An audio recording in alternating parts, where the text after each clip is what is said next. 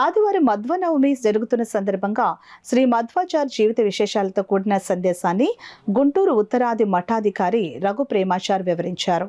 ఈ సందర్భంగా కాకినాడ మధ్వ సభ కమిటీ ఆధ్వర్యంలో స్థానిక రామారావుపేటలో ఉన్న మధ్వ సభలో మధ్వాచార్య విగ్రహానికి ఉదయం 9 గంటల నుండి తేనె అభిషేకాలు, పుష్పాలంకరణ, బ్రాహ్మణ సమారాధన జరుగుతాయని కమిటీ అధ్యక్షులు రాఘవేంద్ర స్వామి తెలిపారు. భగవంతుడు ఉన్నా కానీ జీవుడితో ఐక్యం. ఇలా 21 మతస్థీ ఆచార్యుల వారు వారికి తోచినట్టుగా పరమాత్ముని స్వరూపాన్ని వాళ్ళు ప్రతిపాదన చేస్తే మహాభగవద్భక్తులు, అఖండంగా భగవంతుడిని ధ్యానించే మహానుభావులు, వ్యాప్తోపాసకులు, ముఖ్య ప్రాణమూర్తి, భగవంతుడి అనుగ్రహం ఉంది. ప్రథమావతారం హనుమంతుడు, రెండవ అవతారంలో భీమసేన, మూడవ అవతారంలో శ్రీమదాచార్యులుగా అవతారం చేశారు. తృతీయామస్య అస్య తృతీయం.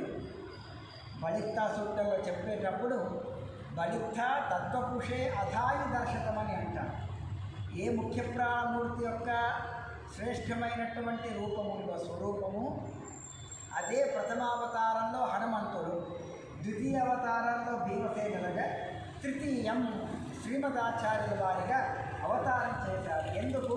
వృషభస్య దోహసే, పరమాత్ముడి యొక్క తత్వజ్ఞానాన్ని, స్వరూపాన్ని ప్రపంచంలో విస్తారం చేయడం, భగవంతుడి యొక్క గుణాలు, పరమాత్ముడి యొక్క వ్యాప్తత్వం, సర్వోత్తమత్వం, రమా బ్రహ్మేంద్రాది వంద్యత్వమైన మొదలైనటువంటి గుణాలన్నీ కూడా అసాధారణమైనటువంటి గుణాలు.